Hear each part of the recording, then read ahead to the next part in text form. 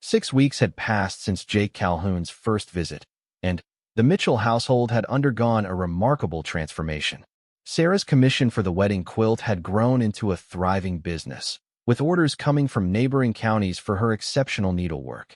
Word of her talent had spread through the network of ranch wives, and town 3 weeks had passed since the wedding that never was, and life at the Mitchell farm had settled into a rhythm of quiet desperation. Sarah spent her days helping with household chores and trying to find ways to contribute financially to the family's increasingly dire situation. The promised investments from the Hartwell family had evaporated along with her engagement, leaving her father scrambling to meet loan payments and maintain the farm's operations. The morning started like any other, with Sarah tending to the vegetable garden behind the house while her mother prepared breakfast. The routine gave her some comfort, though she couldn't escape the weight of the stairs and whispered conversations that followed her whenever she ventured into town. Cedar Creek was a place where scandal had a long memory, and her dramatic exit from the church had provided enough gossip material to last for months. Emma had been her greatest source of support, deflecting criticism when possible and offering companionship during the loneliest moments. Her sister possessed a natural optimism that helped balance Sarah's growing pessimism about her prospects. While Sarah worried about becoming a burden to her family, Emma insisted that her sister's courage had been admirable and that the right person would eventually appreciate her strength of character. The sound of approaching horses interrupted Sarah's gardening. She looked up to see a small group of riders approaching the farm, their dust cloud visible long before their faces became clear.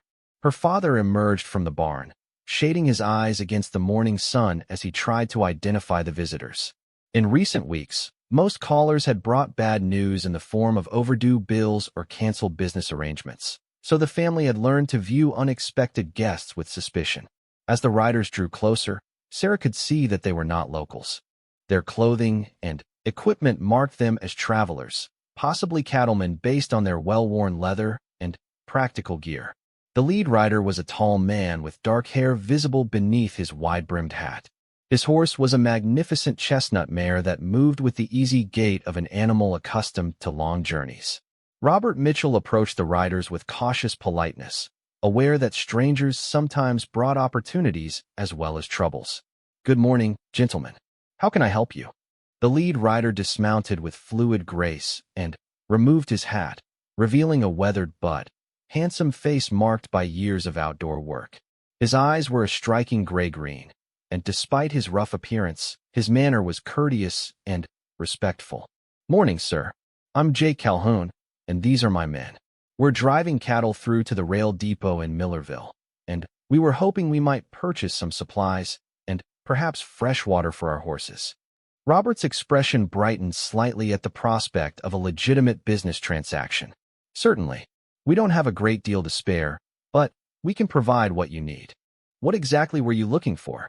Jake gestured toward his men, who remained mounted but at ease. "Mainly food supplies, flour, bacon, coffee if you have it. We've been on the trail for 2 weeks, and our provisions are running low. We're willing to pay fair prices for whatever you can spare." As her father and Jake discussed business, Sarah found herself studying the stranger with curiosity. There was something different about him compared to the men she knew in Cedar Creek. He carried himself with quiet confidence, but showed genuine respect when speaking to her father. His clothing was practical rather than fashionable, and his hands bore the calluses of honest work. Most notably, when he happened to glance in her direction, there was no judgment or calculation in his expression, just polite acknowledgement of her presence. Eleanor Mitchell appeared on the porch, wiping her hands on her apron. She had clearly been listening to the conversation and saw an opportunity to exercise some hospitality. "Mr. Calhoun, you and your men are welcome to fresh bread and coffee before you continue your journey. It's been some time since we've had visitors, and I'd be pleased to share what we have." Jake's face lit up with genuine appreciation. "That's very kind of you, ma'am. We'd be grateful for a hot meal. Trail food gets mighty tiresome after a while." As Eleanor bustled back inside to prepare refreshments, Robert led Jake toward the barn to gather the requested supplies. Sarah continued her gardening, but found herself stealing glances at the group of cowboys. They had dismounted and were tending to their horses with practiced efficiency, their conversation low and respectful. These men were clearly different from the rough drifters who sometimes passed through the area. They had discipline and mutual respect that spoke well of their character and their leader. Emma appeared at Sarah's side, her eyes bright with curiosity about their unexpected guests. "They seem nice," she whispered, "especially that Mr. Calhoun. He has kind eyes." Sarah nodded absently, trying not to appear too interested. After the debacle with Thomas, she had little faith in her ability to judge men's character. Still, there was something appealing about Jake's straightforward manner and the obvious respect his men showed him. True leadership, she had learned, was earned rather than demanded. When Eleanor called everyone to the table, Sarah found herself seated across from Jake. Up close, she could see the laugh lines around his eyes and the way he listened carefully when others spoke. He was perhaps 30 years old, with the lean build of a man who spent his days in physical labor. His hands were clean despite the trail dust, and he waited for Eleanor to sit before beginning his meal. Small courtesies that spoke well of his upbringing. "This is excellent bread, Mrs. Mitchell," Jake said after taking a bite. "Reminds me of what my mother used to make back in Texas." "You're from Texas?" Emma asked with interest. "How did you end up driving cattle through our part of the country?" Jake smiled at her enthusiasm. "I own a ranch down in the hill country near San Antonio. We're taking our beef to market, and Millerville offers good prices and reliable transport to the eastern cities. It's a long drive, but profitable enough to make it worthwhile." Robert leaned forward with interest. "Ranching must be good business these days. I've heard cattle prices are strong." "It has its challenges," Jake replied diplomatically. "Weather, disease, fluctuating markets. There's always something to worry about. But I enjoy the work, and the land is beautiful. Wide open spaces where a man can think and breathe." Sarah found herself drawn into the conversation despite her intention to remain in the background. "It must be difficult to leave home for such long periods. Don't you have family who worry about you?" Jake's expression grew slightly wistful. "My parents passed away a few years back, and I never married. The ranch keeps me busy enough that I don't have much time for social activities. Most of the eligible ladies in my area prefer men with more conventional occupations." The comment hung in the air with unintended poignancy. Here was a successful, obviously decent man who was alone by circumstance rather than choice.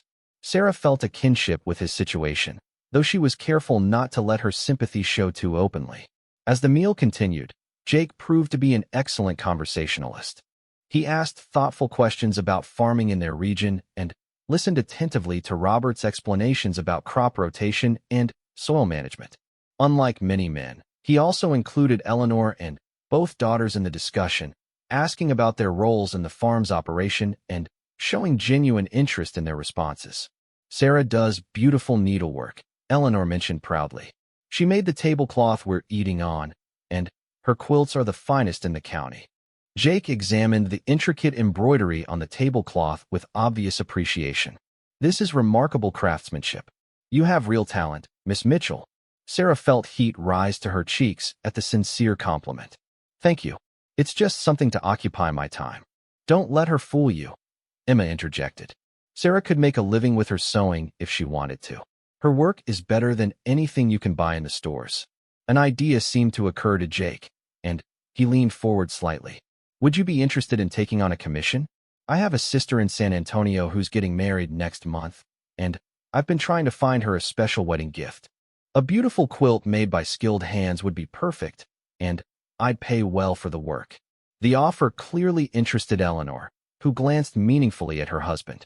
Any source of additional income would be welcome given their current financial straits. Sarah, however, felt conflicted.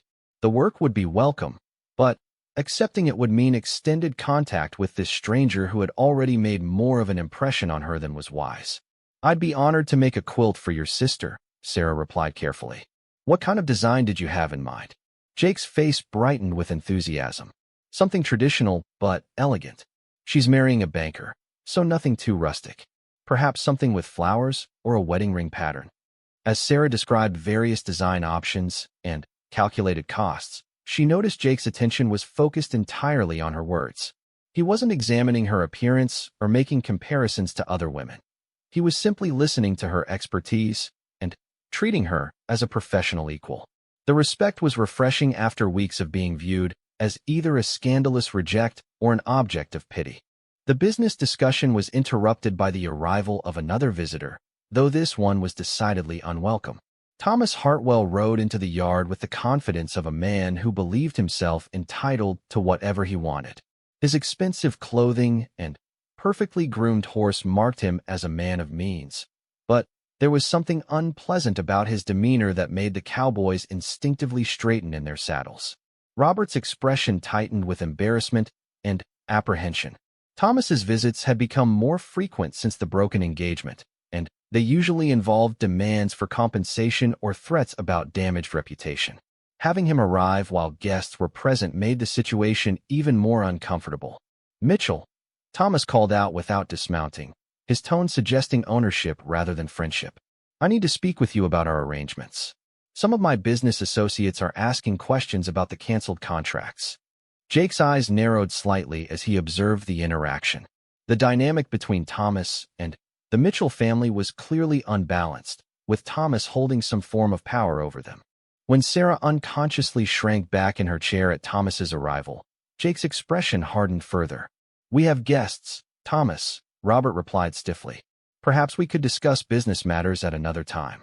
Thomas's gaze swept over the assembled group, lingering on Jake with obvious calculation. "Cowboys," he said dismissively. "I suppose even farmers must take business where they can find it these days." The insult was delivered with a smile, but its intent was unmistakable. Jake's men shifted restlessly, clearly offended by the slight. But their leader remained calm and watchful. There was something dangerous in his stillness that Thomas failed to recognize. "Actually," Jake said mildly, "we're cattle ranchers, and we've been conducting very pleasant business with Mr. Mitchell. He's been most accommodating." Thomas's expression showed surprise at being contradicted, especially by someone he obviously considered beneath his social station. "Ranchers," he repeated with a sneer. "How rustic. I suppose that's appropriate company for this household now that their reputation has been somewhat tarnished." The comment was clearly directed at Sarah, and the cruel intent behind it made Emma gasp audibly. Robert's face flushed with anger and humiliation, but his financial dependence on Thomas's goodwill prevented him from responding as he would have liked. Sarah felt tears of shame threaten, but she fought them back with determination not to give Thomas the satisfaction of seeing her break. Jake, however, felt no such constraints. He rose slowly from his chair, his full height impressive, and his manner suddenly far less accommodating. "I believe you owe this family an apology, Hartwell. That was uncalled for." Thomas's eyebrows shot up in disbelief. "I beg your pardon? I don't believe we've been introduced, and I certainly don't require etiquette lessons from a saddle tramp." The insult hung in the air like gunpowder waiting for a spark. Jake's men rose as one, their hands moving instinctively toward their weapons, but Jake forestalled them with a slight gesture. When he spoke, his voice was quiet but carried an edge that made everyone present pay attention. "Jake Calhoun, owner of the Double C Ranch. And you're right, we haven't been properly introduced. But I've heard enough to form an opinion about your character, and I find it lacking." Thomas's face flushed red at the public challenge to his authority. He was accustomed to being the most powerful man in any gathering, and having his behavior questioned by an outsider was intolerable. "I don't know what lies these people have been telling you, but no lies necessary," Jake interrupted calmly. "A man's character shows in how he treats those who can't fight back. From what I've observed, you take pleasure in causing pain to people who've done you no harm. That tells me everything I need to know about what kind of man you are." The confrontation had reached a dangerous point. Thomas's hand moved toward the pistol at his side, but he hesitated when he realized he was outnumbered and facing men who were clearly more experienced with violence than he was. Jake made no move toward his own weapon, but his relaxed stance somehow managed to convey more threat than any aggressive posture could have. "This is a private matter between the Mitchell family and myself," Thomas said, his voice tight with suppressed rage. "It has nothing to do with you. When you insult decent people in my presence, you make it my business," Jake replied evenly. I suggest you apologize to Miss Mitchell and her family. Then, conduct whatever business you have in a civil manner, or take yourself elsewhere." The silence stretched taut as the two men faced each other across the yard. Sarah found herself holding her breath, amazed that someone had finally stood up to Thomas on her behalf. No one in Cedar Creek had been willing to challenge him directly, partly out of fear and partly because most people believed that a broken engagement was inherently the woman's fault. Thomas realized he was in an untenable position. To back down publicly would damage his reputation, but to escalate the confrontation could result in genuine violence that he was ill-equipped to handle. His eyes darted between Jake's calm face and the watchful expressions of the other cowboys, calculating odds and outcomes. "This isn't over, Mitchell," Thomas finally said, choosing retreat over confrontation. "We still have business to settle, and it won't wait indefinitely." He wheeled his horse around and rode away without another word, leaving a cloud of dust and tension in his wake. The silence that followed was broken only by the sound of his horse's hooves fading into the distance. Jake remained standing until Thomas was completely out of sight, then slowly resumed his seat. His men relaxed gradually, though they continued to scan the horizon for any sign of the man's return. The entire confrontation had lasted only a few minutes, but it had fundamentally changed the dynamic around the table. "I'm sorry you had to witness that," Robert said quietly, his voice heavy with shame and gratitude. "Thomas has been difficult since the engagement ended." "No man has the right to speak to a lady that way," Jake replied firmly, "or to threaten a family in their own home. If he continues to bother you, send word to Millerville. We'll be in the area for several more days." Sarah finally found her voice, though it trembled slightly with emotion. "Thank you for standing up for us. No one has done that since everything happened." Jake's expression softened as he looked at her. "Sometimes doing what's right requires standing up to bullies, even when it's uncomfortable. You shouldn't have to face that alone." The simple statement carried more warmth and support than Sarah had received from anyone outside her immediate family in weeks. For the first time since her failed wedding, she felt like someone saw her as a person worthy of respect rather than a damaged commodity. As the cowboys prepared to continue their journey, Jake finalized the arrangements for Sarah's quilt commission. The work would provide much-needed income for the family, but, more importantly, it had given Sarah a sense of purpose and professional recognition that helped restore some of her damaged confidence. "We'll be back through this way in about 6 weeks when we return to Texas," Jake mentioned casually as he mounted his horse. "I'll be interested to see how the quilt is progressing." Emma smiled knowingly at the comment, recognizing that her sister's needlework wasn't the only thing Jake was interested in seeing again. Sarah, however, was too overwhelmed by the morning's events to read anything deeper into his words than simple business courtesy.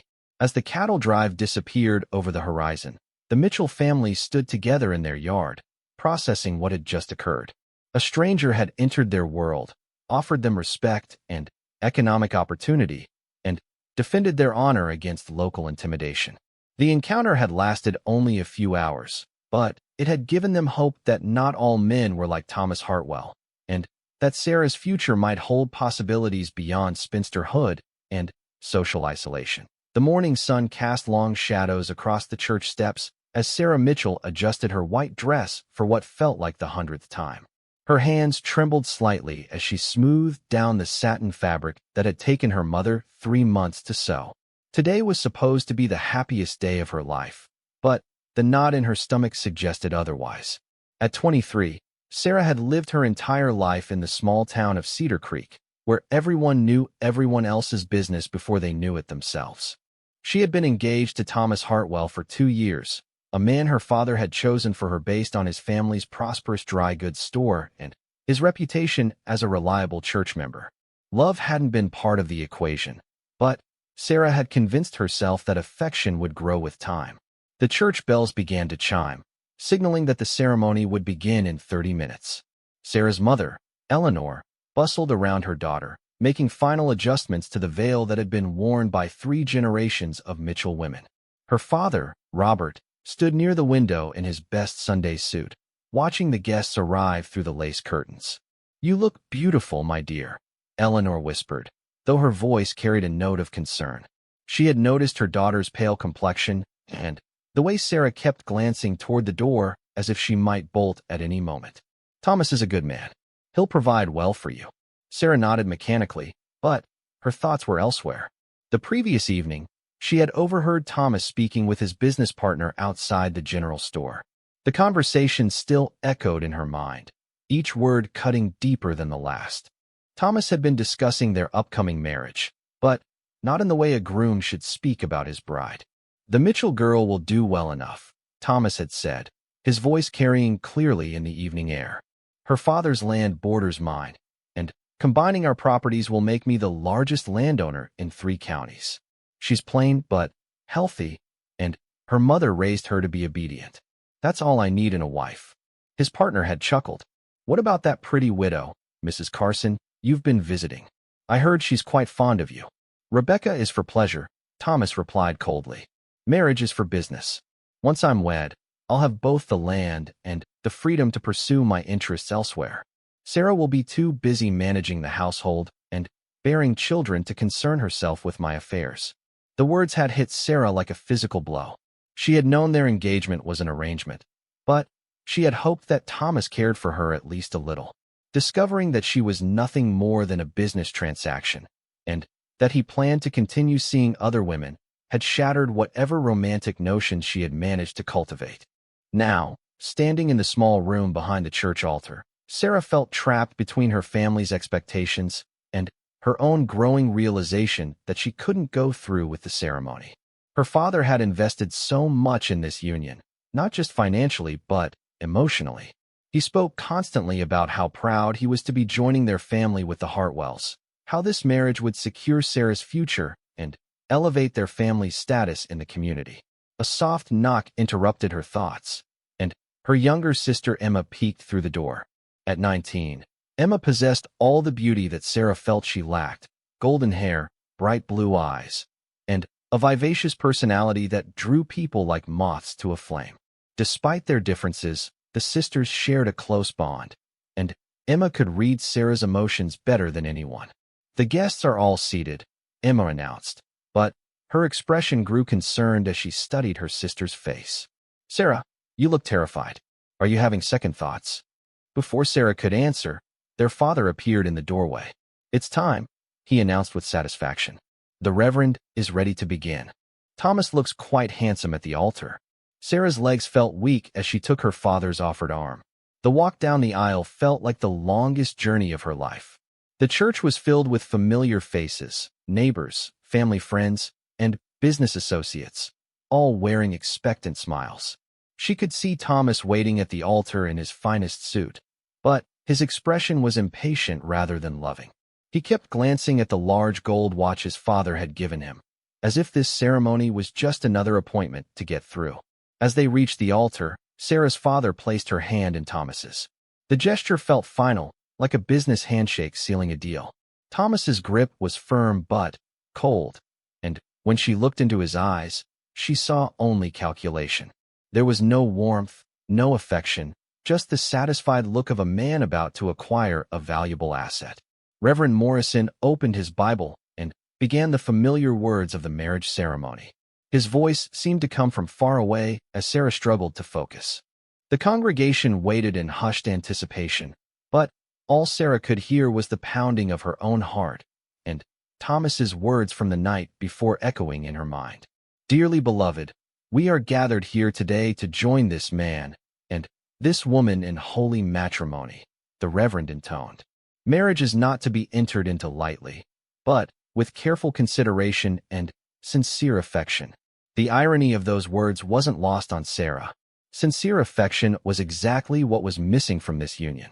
She glanced out at the congregation and saw Mrs. Carson sitting in the third pew, wearing a knowing smile that made Sarah's stomach turn. The woman was beautiful, sophisticated, and everything Sarah felt she wasn't. Worse, she would apparently continue to be part of Thomas's life even after the marriage. If anyone has a reason why these two should not be joined in marriage, let them speak now or forever hold their peace, Reverend Morrison continued. The church fell silent, but Sarah's internal voice was screaming. She had a reason, several reasons, in fact. She didn't love Thomas, He didn't love her, and he planned to betray their marriage vows before they were even spoken. But social convention and family pressure kept her silent, even as her heart raced with the desperate desire to run. Thomas squeezed her hand impatiently, and Sarah realized the Reverend was waiting for her to speak her vows. The moment of truth had arrived. She opened her mouth, but no words came out. The silence stretched uncomfortably as everyone in the church waited for her response. Sarah began, her voice barely above a whisper. The congregation leaned forward, straining to hear. Thomas's grip on her hand tightened, and she could see annoyance flashing in his eyes. Her father nodded encouragingly from the front pew, while her mother looked increasingly worried. "I can't," Sarah whispered, the words escaping before she could stop them. "Speak up, dear," Reverend Morrison urged gently, thinking she was simply nervous. "I can't," Sarah repeated, louder this time. The words seemed to unlock something inside her, and suddenly, she felt stronger. "I can't marry you, Thomas." A collective gasp arose from the congregation. Thomas's face flushed red with embarrassment and anger. "Sarah, what are you doing?" he hissed through gritted teeth. "This is not the time for foolishness." But Sarah had found her voice and her courage. "It's not foolishness," she replied, loud enough for everyone to hear. "I know about Rebecca Carson. I know you plan to continue seeing her after we're married. I know you only want me for my father's land." The church erupted in shocked whispers and gasps. Mrs. Carson's face went pale, and she quickly gathered her things to leave. Thomas's expression shifted from anger to panic as he realized his private conversations had become public knowledge. "You're being hysterical," Thomas sputtered, trying to salvage the situation. "Women often get nervous before their wedding. Let's just continue with the ceremony." "No," Sarah said firmly, surprising herself with the strength in her voice. "I won't marry a man who sees me as property to be acquired. I won't be part of a marriage built on lies and deception." She pulled her hand free from Thomas's grip and stepped back from the altar. The wedding bouquet fell from her trembling hands, scattering white roses across the church floor. The symbolism wasn't lost on anyone present. The pure white flowers lying broken and discarded mirrored Sarah's shattered hopes for a loving marriage. Her father rose from his seat, his face dark with fury and embarrassment. "Sarah Mitchell, you get back to that altar this instant," he commanded in a voice that had always been enough to ensure her obedience. "We have invested too much in this union for you to destroy it with childish fantasies about love." For a moment, Sarah wavered. Her father's disapproval had always been her greatest fear, and the weight of his expectations pressed down on her like a physical force. She could see the money he had spent on the reception, the gifts from guests, the business arrangements that would now fall through.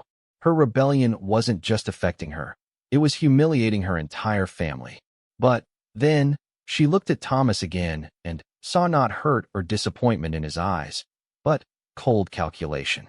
He was already thinking about how to minimize the damage to his reputation and business interests. There was no love lost because there had been no love to begin with. "I'm sorry, Father," Sarah said, her voice growing steadier with each word.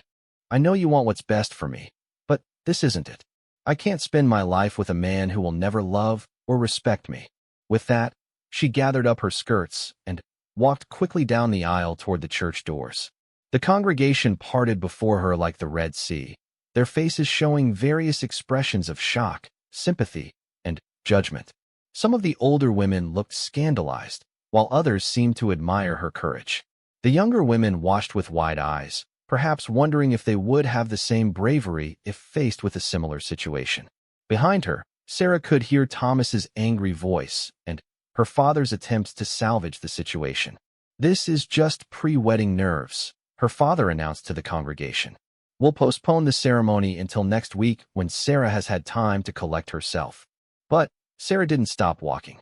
She pushed through the heavy church doors and emerged into the bright morning sunlight, feeling as if she could breathe freely for the first time in months.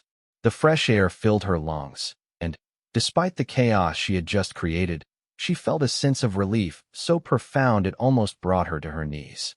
The church doors opened behind her, and Emma rushed out, still carrying her bridesmaid's bouquet. "Sarah, wait," she called, her face flushed with excitement rather than disapproval. That was the bravest thing I've ever seen. Sarah turned to her sister, tears streaming down her face. Tears of relief rather than sorrow.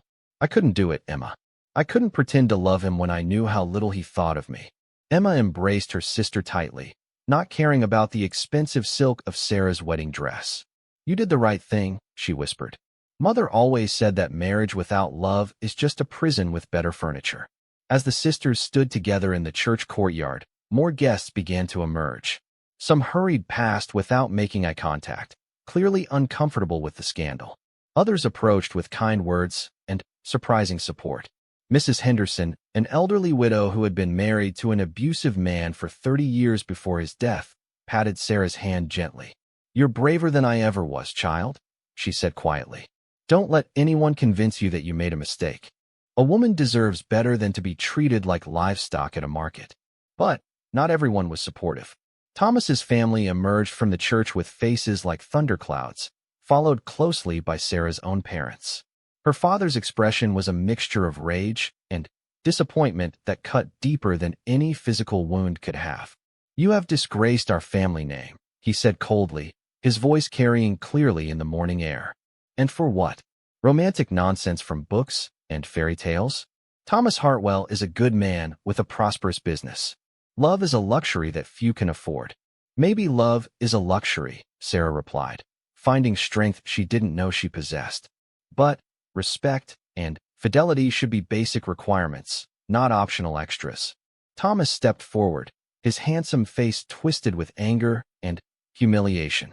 The charming facade he usually wore had completely dropped, revealing the calculating and cruel man beneath. You'll regret this, Sarah Mitchell, he snarled.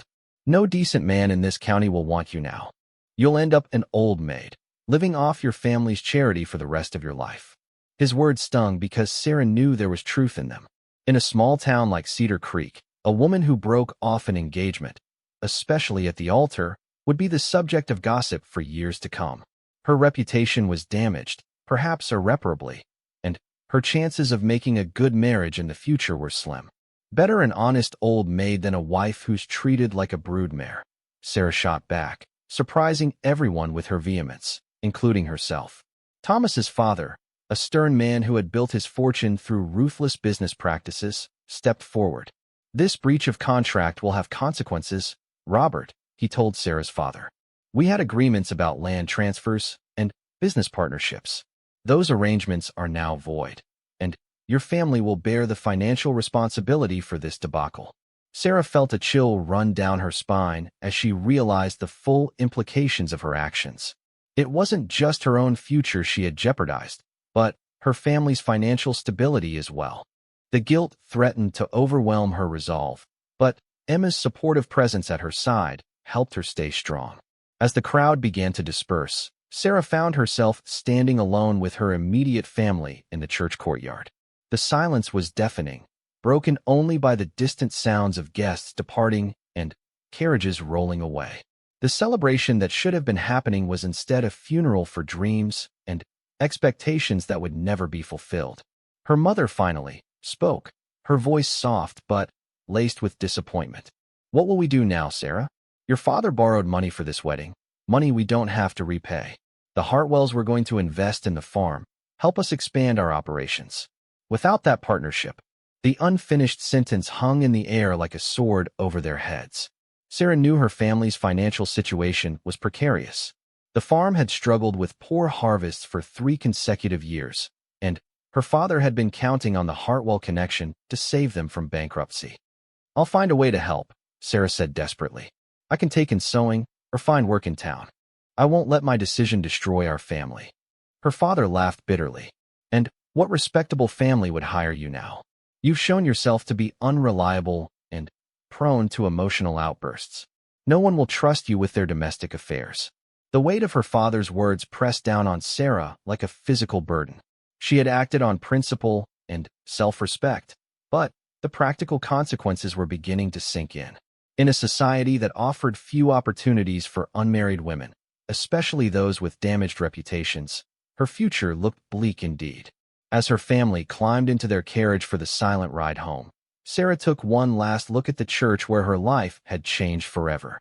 The building stood peaceful and serene in the morning sunlight, giving no hint of the drama that had just unfolded within its walls. In a few hours, the story of her broken engagement would be the talk of the entire county. The ride home was conducted in oppressive silence, each family member lost in their own thoughts about what the future might hold. Sarah stared out at the familiar countryside, wondering if she had made a terrible mistake. The doubt crept in slowly but persistently, making her question whether love and respect were really worth the price her family would have to pay. But even as the uncertainty gnawed at her, Sarah couldn't bring herself to regret her decision entirely. The memory of Thomas's cold eyes and calculated words reminded her that she had escaped a fate that would have slowly destroyed her spirit. Whatever hardships lay ahead, at least she would face them as herself, not as someone else's property. As their modest farmhouse came into view, Sarah steeled herself for the difficult conversations and painful decisions that awaited. She had chosen freedom over security, principles over pragmatism. Now she would have to live with the consequences and find a way to build a new life from the ashes of the old one. The carriage wheels crunched on the gravel drive, marking the end of what should have been her wedding day and the beginning of an uncertain but authentic future.